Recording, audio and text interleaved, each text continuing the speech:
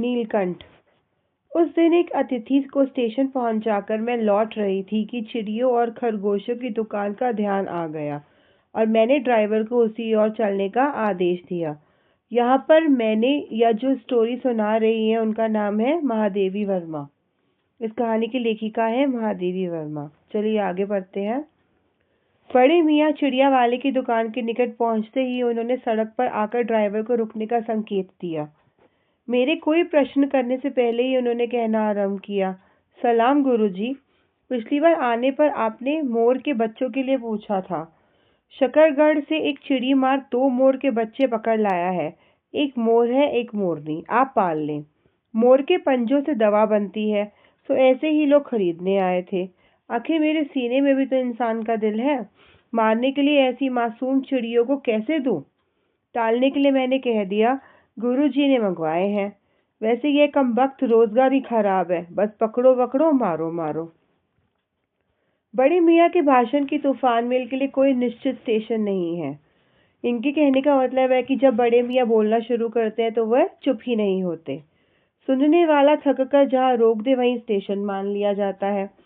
इस तथ्य से परिचित होने के कारण ही मैंने बीच में उन्हें रोककर पूछा, मोर के बच्चे हैं कहाँ? बड़े मियाँ के हाथ के संकेत का अनुसरण करते हुए मेरी दृष्टि एक तार के छोटे से पिंजरे तक पहुंची, जिसमें तीतरों के समान 2 बच्चे बैठे थे। तीतर एक छोटा पक्षी होता है और मोर एक बड़ा पक्षी। तो जब वह छोटे बच्चे होते हैं तो वो तीतर की तरह छोटे ही होते हैं। पिंजरा इतना संकीर्ण था कि वे पक्षी शावक जाली के गोल फ्रेम में किसी जड़े चित्र जैसे लग रहे थे। संकीर्ण मीन्स छोटा था, बहुत कॉम्पैक्ट था, उसमें वो पूरे नहीं आ पा रहे थे। मैंने निरीक्षण के साथ साथ बड़े मियाँ की भाषण में चली जा रही थी। ईमान कसम गुरुजी, चिड़ी मार ने मुझसे इस मोर के जोड़े के नगद 30 रुपए लिए हैं। 12 कहाँ भाई, जरा सोच तो। अभी इनमें मोर की कोई खासियत भी है कि तू इतनी बड़ी कीमत मांगने चला? पर वह मूंजी क्यों सुनने लगा। आपका ख्याल करके अछता पछता कर देना ही पड़ा। अब आप जो भी मुनासिब समझे। अस्तु 30 चिड़ी मार के नाम के और 5 बड़े मियाँ के ईमान को देखकर जब मैंने वह छोटा पिंजरा कान में रखा तब मानो वह जाली के चौखटों का चित्र जीवित हो गया।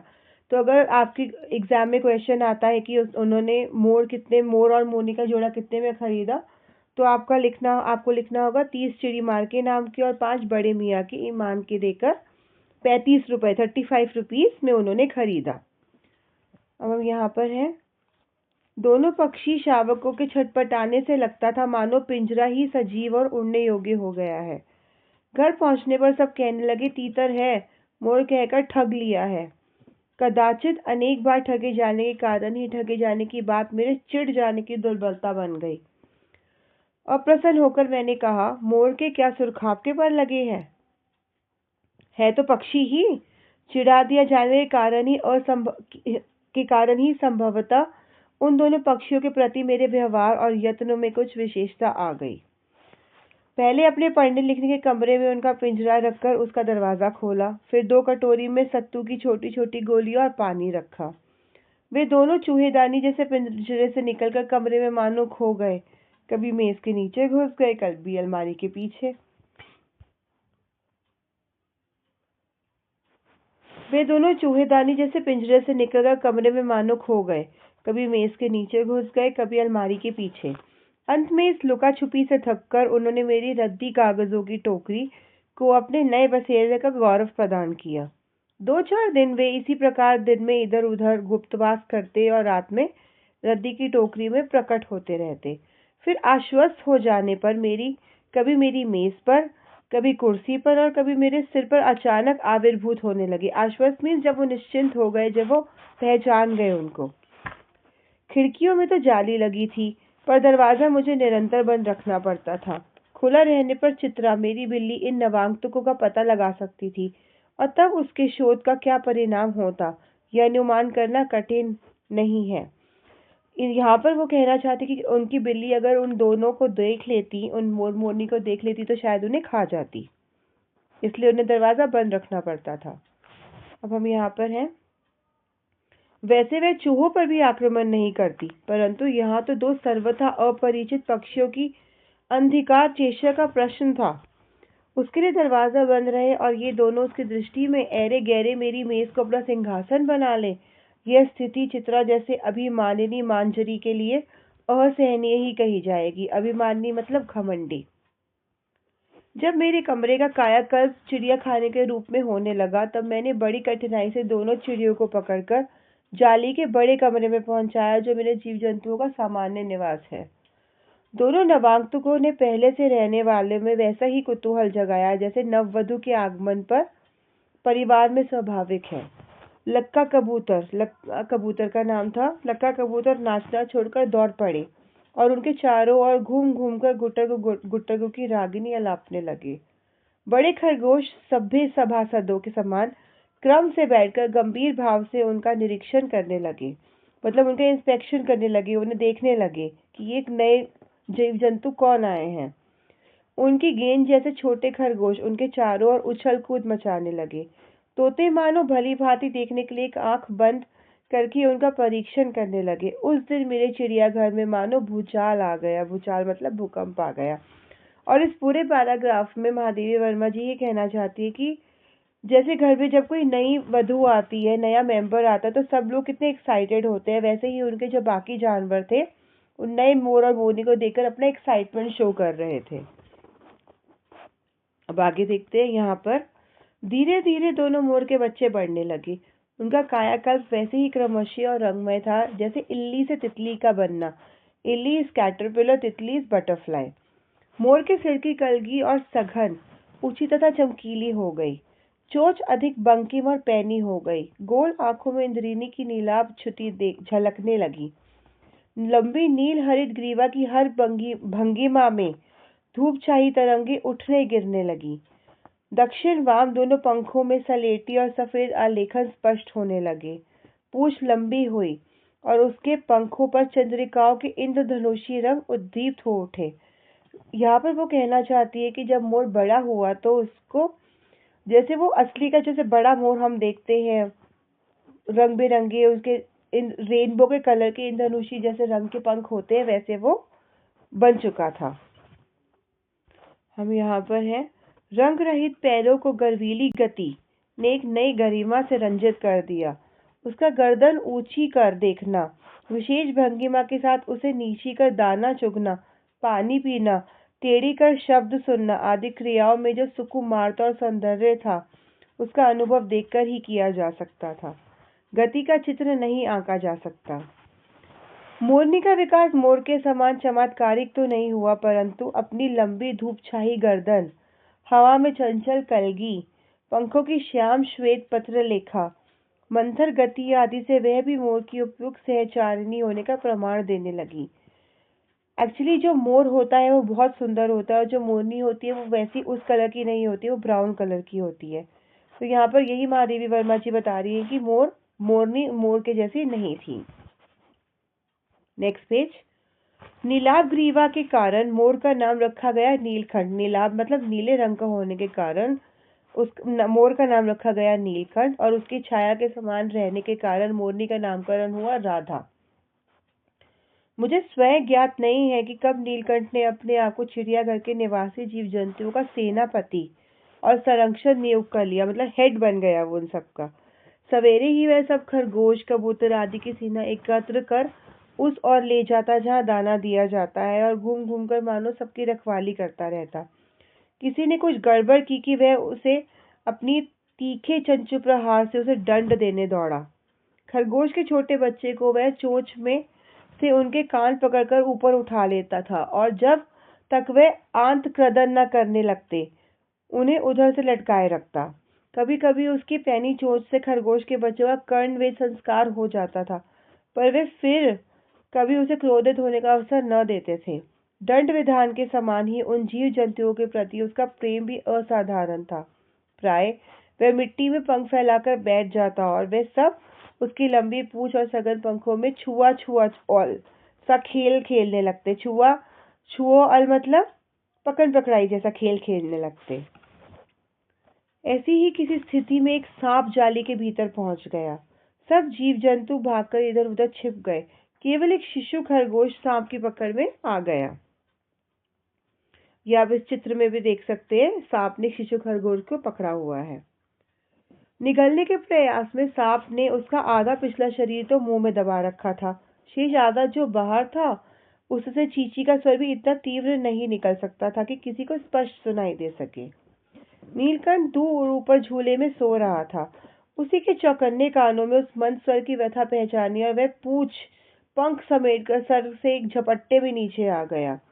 संभवतः अपनी सहज चेतना से ही उसने समझ लिया होगा कि सांप के फन पर चोट मारने से खरगोश भी घायल हो सकता है। उसने सांप को फन के पास पंजों से दबाया और फिर चोट से इतने प्रहार किए कि वह अधमरा हो गया। पकड़ ढीली पड़ते ही खरगोश का बच्चा मुख से निकल आया, परंतु निश्चेष वहीं पड़ा रहा, मतलब अनकॉन्शियस पड़ा रहा। राधा ने सहायता देने की आवश्यकता नहीं समझी, परंतु अपनी मंद केका से किसी असामान्य घटना की सूचना सब और प्रसारित कर दी। माली पहुंचा, फिर हम सब पहुंचे। नीलकंठ जब सांप के दो खंड कर चुका, मतलब जब दो टुकड़े कर चुका, तब उस शिशु खरगोश के पास गया और रात भर उसे पंखों के नीचे रखे उष्णता देता रहा, मीन्स वार्मथ देता रहा। कार्तिकेय ने अपने युद्ध वाहन के लिए मयूर को क्यों चुना होगा, यह उस पक्षी का रूप और स्वभाव देखकर समझ में आ जाता है। कार्तिकेय एक भगवान थे जिनका युद्ध वाहन था मयूर। मयूर मतलब मोर। और बेशक उन्होंने मयूर को इसलिए चुना होगा कि शायद क्योंकि वो बहुत ब्रेव था, इसलिए। मयूर कला प्रिय वीर पक्षी है, हिंसक मात्र नहीं है। इसी से उस बाज, चील आदि की श्रेणी में नहीं रखा जा सकता, जिनका जीवन ही क्रूर कर्म है। नीलकंठ में उसकी जातिगत विशेषताएं तो थी ही, उसका मानवीकरण भी हो गया था। मेघों की सांवली छाया में अपने इंद्रधनुष के गुच्छे जैसे पंखों को मंडलाकार बनाकर जब वह नाचता था, तब उस नृत्य में एक सहजात लय ताल रहता था। आगे पीछे दाहिने बाएं क्रम से घूमकर वह किसी अलक्ष्य सम पर ठहर जाता था। राधा नीलकंठ के समान नहीं नाच सकती थी, परंतु उसकी गति में भी एक छंद रहता था। वह नृत्य मगन नीलकंठ की दाहिनी ओर के पंख को छूती हुई बाईं ओर निकल आती थी और बाएं पंख को स्पर्श कर दाहिनी ओर। इस प्रकार उसकी परिक्रमा में भी एक पूरक ताल परिचय मिलता था। नीलकंठ ने कैसे समझ लिया कि उसका नृत्य मुझे बहुत भाता है, यह तो नहीं बताया जा सकता, परंतु अचानक एक दिन वह मेरे जाली घर के पास पहुंचते ही अपने झूले से उतरकर नीचे आ गया और पंखों का सतरंगी मंडलाकार छाता तानकर नृत्य की भंगिमा में खड़ा हो गया। तब से यह नृत्य भंगिमा नित्य का कर्म बन गया, मतलब रोज का क्रम बन गया। प्रातः मेरे साथ कोई न कोई देशी विदेशी अतिथि भी पहुंच जाता था और नीलकंठ की मुद्रा को अपने प्रति सम्मान पूर्वक समझकर विस्मय विभूत हो उठता था, मतलब बहुत खुश हो जाता था। कई विदेशी महिलाओं ने उसे परफेक्ट जेंटलमैन की उपाधि दे डाली। अगर आपके स्कूल में क्वेश्चन आते एग्जाम्स में कि विदेशी महिलाओं ने नीलकंठ को क्या उपाधि दी थी, तो आपको लिखना होगा विदेशी महिलाओं ने नीलकंठ को परफेक्ट जेंटलमैन की उपाधि दी थी। जिस नुकीली पैनी चोट से वह भयंकर विषधर को खंड खंड कर सकता था, उसी से मेरी हथेली पर रखे हुए भुने चने ऐसी कोमलता से हौले हौले उठाकर खाता था कि हंसी भी आती थी और विस्मय भी होता था। फलों के वृक्षों से अधिक उसे पुष्पित और पल्लवित वृक्ष भाते थे। वसंत में जब आम के वृक्ष सुनहली मंजरियों से लद जाते थे, अशोक नए लाल पल्लवों से ढक जाता था, तब जाली घर में वह अपना इतना अस्थिर हो उठता था कि उसे बाहर छोड़ देना पड़ता था। नीलकंठ और राधा की सबसे प्रिय ऋतु तो वर्षा ही थी।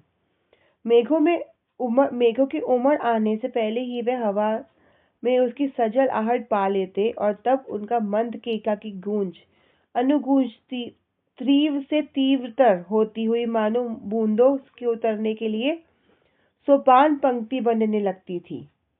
मेघ के गर्जन के ताल पर ही उसके तन में नृत्य का आरंभ होता और फिर मेघ जितना अधिक गरजता, बिजली जितनी अधिक चमकती, बूंदों की रिमझिमाहट जितनी तीव्र होती जाती, नीलकंठ के नृत्य का वेग उतना ही अधिक बढ़ता जाता और उसकी कीका का स्वर उतना ही मधुर से मधुरतर होता जाता। वर्षा के थम जाने पर वह दाहिने पंजे पर दाहिना पंख और बाएं पर बायां पंख फैलाकर सुखाता। कभी कभी वे दोनों एक दूसरे के पंखों से टपकने वाली बूंदों को चोंच से पी पी कर पंखों का गीलापन दूर करते रहते। इस आनंदोत्सव की रागिनी में बेमेल स्वर कैसे बज उठा, यह भी एक करुण कथा है। एक दिन मुझे किसी कार्य से नखा सकोने से निकलना पड़ा और बड़े मियाँ ने पहले के समान कार को रोक लिया।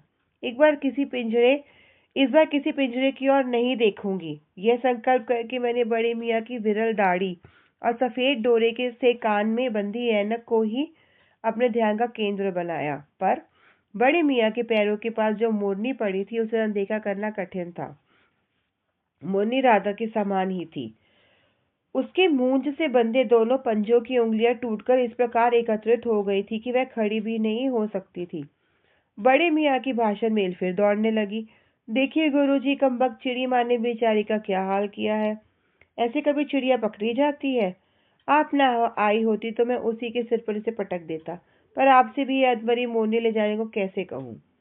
सारांश ये है कि 7 रुपए देकर मैं उसे अगली सीट पर रखवाकर घर ले आई और एक बार फिर मेरे पढ़ने लिखने का कमरा अस्पताल बना। तो जब दूसरी मोरनी आई तो उसको उन्होंने 7 रुपए में खरीदा। पंजों की मरहम पट्टी और देखभाल करने पर वह महीने भर में अच्छी हो गई। उंगलियां वैसे ही टेढ़ी मेढ़ी रही, परंतु वह ठूठ जैसे पंजों पर डगमगाती हुई चलने लगी। तब उसे जाली घर में पहुंचाया गया और नाम रखा गया कुब्जा। नाम के अनुरूप वह स्वभाव में भी कुब्जा ही प्रमाणित हुई। कुब्जा मतलब कनिंग। अब तक नीलकंठ और राधा साथ साथ रहते थे, अब कुब्जा उन्हें साथ देखने ही मारने दौड़ती। चोट से मार मारकर उसने राधा की कलगी नोच डाली, पंख नोच डाले। कठिनाई यह थी कि नीलकंठ उससे दूर भागता था और वह उसके साथ रहना चाहती थी। न किसी जीव जंतु से उसकी मित्रता थी, न ही किसी को नीलकंठ के समीप आने देना चाहती थी। उसी बीच राधा ने 2 अंडे दिए, जिनको वह पंखों में छिपाए बैठी रहती थी। पता चलते ही कुब्जा ने चोंच मार मार कर राधा को ढकेल दिया और फिर अंडे फोड़कर ठूंठ जैसे पैरों से सब और छितरा दिए। इस कले कोलाहल से और उससे भी अधिक राधा की दूरी से बेचारे नीलकंठ की प्रसन्नता का अंत हो गया। कई बार वह जाली के घर से निकल भागा। एक बार कई दिन भूखा प्यासा आम की शाखाओं में छिपा बैठा रहा, जहां से बहुत पुचकार कर मैंने उतारा। एक बार मेरी खिड़की के शेड पर छिपा रहा। मेरे दाना देने जाने पर वह सदा की भांति पंखों को मंडलाकार बनाकर खड़ा हो जाता था, पर उसकी चाल में थकावट और आंखों में एक शून्यता रहती थी। वो बहुत सैड हो चुका था। अपनी अनुभवहीनता के कारण ही मैं आशा करती रही कि थोड़े दिन बाद सबको मेल हो जाएगा। अंत में 3-4 मास के उपरांत एक दिन सवेरे जाकर देखा कि नीलकंठ पूंछ पंख फैलाए धरती पर उसी प्रकार बैठा हुआ है जैसे खरगोश के बच्चों को पंखों में छिपाकर बैठता था। मेरे पुकारने पर भी उसके न उठने पर संदेह हुआ। वास्तव में नीलकंठ मर गया था। क्यों का उत्तर तो अब तक नहीं मिल सका है। न उसे कोई बीमारी हुई, न उसके रंग बिरंगे फूलों के सबक जैसे शरीर पर किसी चोट का चिन्ह मिला। मैं अपनी शॉल में लपेटकर उसे संगम ले गई। जब गंगा के बीच धार में उसे प्रवाहित किया गया, तब उसके पंखों की चंद्रिकाओं से प्रतिबिंबित होकर गंगा का चौड़ा पाट एक विशाल मयूर के समान तरंगित हो उठा। नीलकंठ के न रहने पर राधा तो निश्चेष ही कई दिन तक कोने में बैठी रही। वह कई बार भागकर लौट आता था, अतः वह प्रतीक्षा के भाव से द्वार पर दृष्टि लगाए रहती थी। पर कुब्जा ने कोलाहल के साथ खोज ढूंढ आरंभ की। खोज के क्रम में वह प्राय जाली का दरवाजा खुलते ही बाहर निकल आती थी और आम, अशोक, कचनार आदि की शाखाओं में नीलकंठ को ढूंढती रहती थी। एक दिन आम से उतरी ही थी कि कजली, अल्सेशियन कुत्ती, सामने पड़ गई। स्वभाव के अनुसार उसने कजली पर भी चोट से प्रहार किया। यहाँ पर कुब्जा की बात हो रही है। परिमाणतः कजली के 2 दांत उसकी गर्दन पर लग गए।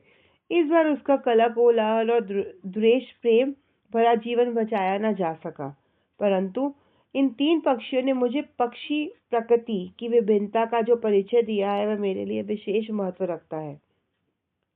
राधा प्रतीक्षा में ही दुकेली है। आषाढ़ में जब आकाश मेघाच्छन्न हो जाता है, तब वह कभी ऊंचे झूले पर और कभी अशोक की डाल पर अपनी केका को तीव्रतर करके नीलकंठ को बुलाती रहती है। यहाँ पर ये चैप्टर समाप्त होता है। Thank you.